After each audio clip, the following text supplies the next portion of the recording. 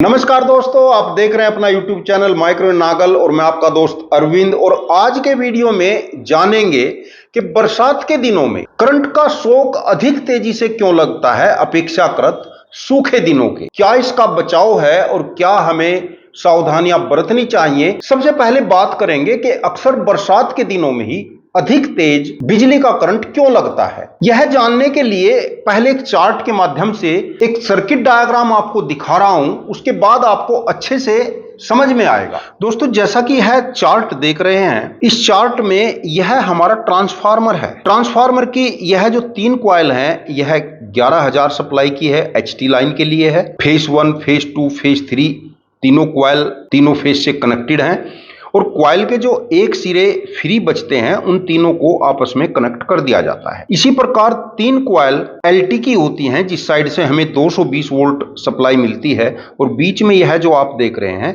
यह आयरन की कोरें होती हैं। जैसा यह ट्रांसफार्मर भी आप देख रहे हैं जो हम अपने घरेलू उपकरणों में यूज करते हैं, तो यह एक कॉइल है और यह कुछ लोहे की कोरें होती हैं। तो इसी प्रकार जो हमारे ग्रिड सप्लाई के 11,000 वोल्ट के ट्रांसफार्मर होते हैं तो उनमें भी ऐसा ही होता है। और इस 11,000 वोल्ट को हम टर्नों के एडजस्टमेंट से 220 वोल्ट में कन्वर्ट कर लेते हैं। तो यानी इस साइड से हमारी 11,000 वोल्ट की सप्लाई आती है और यह है हमारा ट्रांसफार्मर।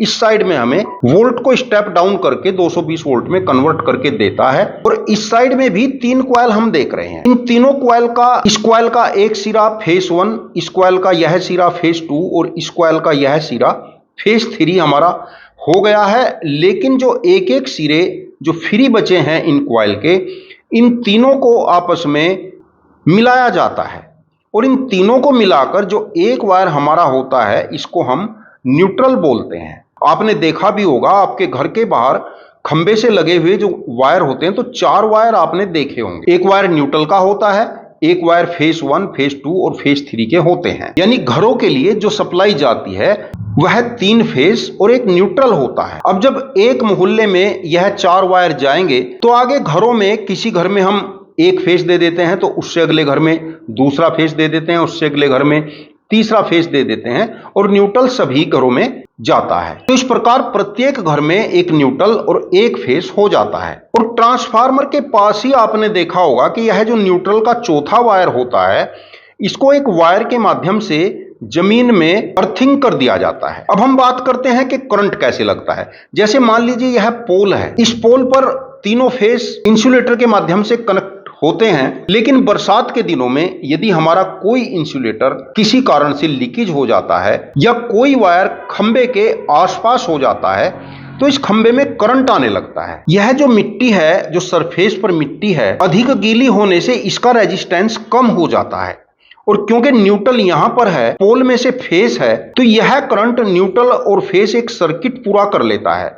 लेकिन जब कोई यूजर, कोई व्यक्ति या कोई पशु जमीन के संपर्क में आकर और इस पोल के भी संपर्क में आ जाता है तो पोल से कुछ करंट इसके द्वारा प्रवाहित होने लगता है और इस यूजर को करंट लगता है। लेकिन यदि जमीन सूखी हो और किसी यूजर का हाथ इस पोल को लग भी रहा है तो इधर से करंट फ्लो नहीं होता, क्योंकि सूखा होने पर जमीन का रेजिस्टेंस बहुत अधिक रहता है तो करंट का फ्लो नहीं हो पाता और करंट नहीं लगता।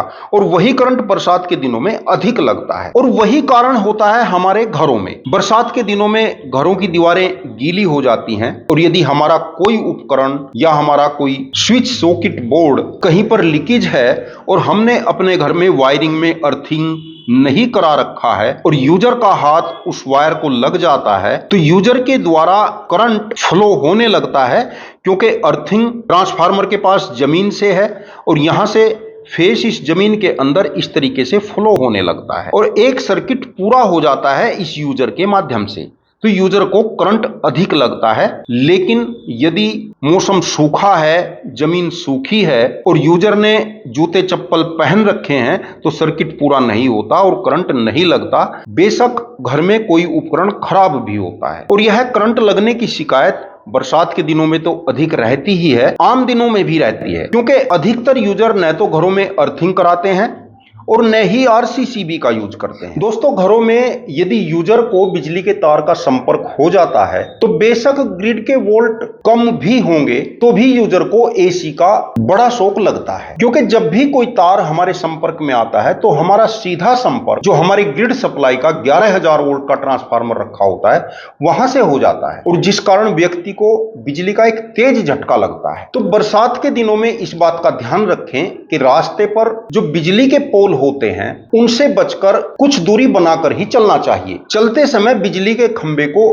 कभी भी नहीं छूना चाहिए। अब बात करते हैं कि घरों में बिजली का करंट क्यों लगता है। दोस्तों, हम घरों में जो उपकरण यूज करते हैं जैसे fan, inverter, washing machine, fridge, cooler, room heater आदि उपकरण जब हम यूज करते हैं तो उनको छूकर यूज करना पड़ता है। और जैसे आप देखते हैं कि जो हमारे सीलिंग फैन होते हैं उनमें इस प्रकार का मोटर होता है, यानी कुछ लोहे की कोरें हैं और इन कोरों के ऊपर यह वायर कॉइल के रूप में लपेटा जाता है। तो जैसा कि इसमें आप देख रहे हैं कि लोहे की कोर और वायर में बहुत दूरी नहीं है, इनके बीच में एक इंसुलेशन पेपर यूज किया जाता है जो इन लोहे की कोर और इस वायर को आपस में टच होने से रोकता है। लेकिन उपकरण धीरे धीरे चलने के बाद इंसुलेशन पेपर समाप्त हो जाता है और यह वायर इन लोहे की कोर से संपर्क कर जाता है, टच हो जाता है। इस फैन में ही नहीं, यदि आप इस ट्रांसफार्मर में देखोगे जो कि एक इन्वर्टर का ट्रांसफार्मर है, बहुत सारे उपकरणों में इस प्रकार का ट्रांसफार्मर यूज किया जाता है। ट्रांसफार्मर में आप देख रहे हैं कि बाहर भी लोहे की कोरें हैं और इस कॉइल के अंदर से भी लोहे की कोरें गुजर रही हैं और बहुत सटाकर वायर इन कोरों के पास से गुजर रहा है। तो कभी भी कोई वायर छिलकर इन कोर को टच कर सकता है और हमारे पूरे उपकरण में करंट आ जाता है। और अक्सर नॉर्मल दिनों में यानी सूखे दिनों में तो हमें करंट नहीं लगता, तो हमें पता नहीं चलता कि हमारा कोई फैन या हमारा कोई ट्रांसफार्मर या हमारा कोई स्विच बोर्ड, जैसा कि यह बोर्ड आप देख रहे हैं, इस बोर्ड को एक लोहे का बक्सा होता है जो दीवार में दबाया जाता है, वहां पर इसको सेट किया जाता है। तो इस बोर्ड में से कोई वायर लोहे के बोर्ड में टच कर जाता है, लेकिन जिस समय दीवार सूखी होती है, सूखा मौसम होता है, तब तो हमें करंट नहीं लगता, तो हमें पता नहीं चलता कि हमारा कोई उपकरण खराब है या कोई हमारा फैन बॉक्स या कोई बोर्ड बिजली के तार से टच हो रहा है। उसका पता हमें तब चलता है जब बरसात के दिन आते हैं, नमी हो जाती है और हमें करंट लगता है, और तब यूजर को एक बड़ा खतरा भी हो सकता है, जिसके बचाव के लिए अक्सर हम लोग अपनी वायरिंग में ध्यान नहीं देते। हम जब भी अपने घरों में वायरिंग कराते हैं तो अर्थिंग का वायर नहीं डलवाते। टेक्नीशियन भी यह कहकर छोड़ देता है कि इसकी आवश्यकता नहीं है, और यूजर भी टेक्नीशियन की बात मान लेता है, जबकि हमें अपनी वायरिंग में अर्थिंग का वायर डलवाना चाहिए। आप कोई भी उपकरण घर में यूज करते हैं तो इस तरीके की लीड उपकरण के साथ आती है, यानी इसमें एक न्यूट्रल है, एक फेस है, और एक यह जो मोटे वाली पिन आप देख रहे हैं यह अर्थिंग के लिए होती है। यानी एक वायर जो पूरी वायरिंग में हम डालते हैं अर्थिंग का, वह वायर भी एक आम वायर से हैवी होना चाहिए। और सभी सॉकेटों में जो तीसरी पिन होती है उसको कनेक्ट कराते हुए जो आपके लोहे के स्विच बोर्ड हैं या फैन बॉक्स हैं उन सभी को टच कराते हुए हम कहीं जमीन में एक 6-7 फीट का गड्ढा खोदकर उसमें पाइप दबाकर उस वायर को वहां से कनेक्ट कर देते हैं। तो यदि कोई उपकरण या फैन बॉक्स कहीं से शॉर्ट होता है तो जो फेस होता है वह अर्थिंग के माध्यम से जमीन में जाने लगता है, और यूजर का यदि हाथ भी लगता है तो उसको करंट नहीं लगता। यदि हमने अपने घर में आरसीसीबी मेन लाइन में लगवाई हुई होती है तो जब भी हमारा कोई उपकरण करंट का लीकेज करता है, शॉर्ट होता है, तो हमारी आरसीसीबी बार बार गिरने लगती है। हमें पता चल जाता है कि हमारा कोई उपकरण खराब हो गया है या हमारी वायरिंग कहीं पर शॉर्ट है। लेकिन कुछ यूजर तो आरसीसीबी के बार बार ट्रिप होने से ही परेशान हो जाते हैं और उसको हटवा देते हैं, फिर डायरेक्ट लाइन को चला लेते हैं। लाइन तो चल जाती है लेकिन वायरिंग में या किसी उपकरण में जो कमी है वह दूर नहीं होती, और बरसात के दिनों में फिर हमें अपनी वायरिंग में या उपकरण में करंट लगने लगता है। और यहां तक देखा गया है कि बरसात के दिनों में हमारी दीवारों में भी करंट आने लगता है, जो लोहे की रेलिंग होती हैं उनमें भी करंट आने लगता है, पानी की जो टंकियां होती हैं उनमें भी करंट आने लगता है। तो दोस्तों मेरा पहला सजेशन तो आपको यही रहेगा कि अपनी इलेक्ट्रिक वायरिंग में अर्थिंग का वायर अवश्य यूज करें और एक प्रॉपर अर्थिंग कराकर रखें। और दूसरा सजेशन यह रहेगा कि अपने मेन सप्लाई बोर्ड में आरसीसीबी का यूज अवश्य करें। और दोस्तों साथ ही साथ मैं आपको यह भी बता देना चाहता हूं कि यदि किसी यूजर को बिजली का शॉक लग जाता है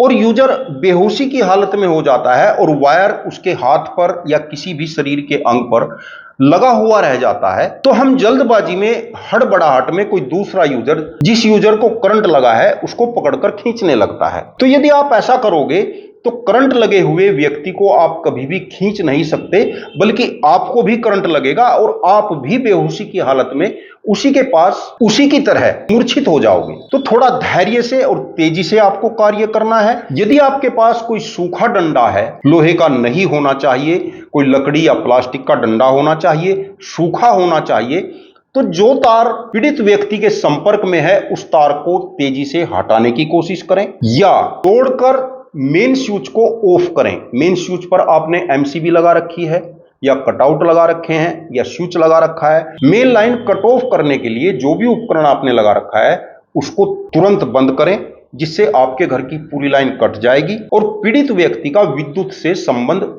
हट जाएगा। इसके अलावा यदि मेन बोर्ड में आप एमसीसीबी यूज करते हैं तो उसके शंट का कनेक्शन आपके आसपास के बोर्ड में स्विच के माध्यम से दिया जाता है, जिसका आपको पता होना चाहिए। तब आपको मेन स्विच तक दौड़कर जाने की आवश्यकता नहीं पड़ती, अपने आसपास के शंट स्विच को ही ऑफ कर सकते हैं, जिससे आपकी पूरी घर की सप्लाई ऑफ हो जाती है। यानी किसी भी तरीके से आपको अपने घर की सप्लाई को कट ऑफ करना है और उसके बाद जितनी जल्दी हो सके पीड़ित व्यक्ति को चिकित्सक के पास लेकर जाएं। लगातार पीड़ित व्यक्ति की हथेलियों और पैर के तलुओं को आपस में रगड़ते रहें, हल्के हाथ से हथेलियों को थपथपाते रहें, पैर के तलुओं को थपथपाते रहें, छाती को हल्के प्रेशर से इस प्रकार दबाते रहें और यह कार्य तब तक करें जब तक पीड़ित व्यक्ति होश में ना आ जाए। और दोस्तों इस वीडियो के टॉपिक के संबंध में यदि आपका कोई क्वेश्चन है या आपका कोई सुझाव है तो कमेंट में जरूर लिखें। वीडियो को अधिक से अधिक शेयर करें जिससे जानकारी औरों तक भी पहुंचे। वीडियो यदि अच्छा लगा हो तो लाइक जरूर कर देना और चैनल को यदि अभी तक सब्सक्राइब नहीं किया तो प्लीज चैनल को सब्सक्राइब करके बेल आइकन का बटन जरूर दबा लेना। वीडियो देखने के लिए आपका बहुत बहुत धन्यवाद। नमस्कार दोस्तों।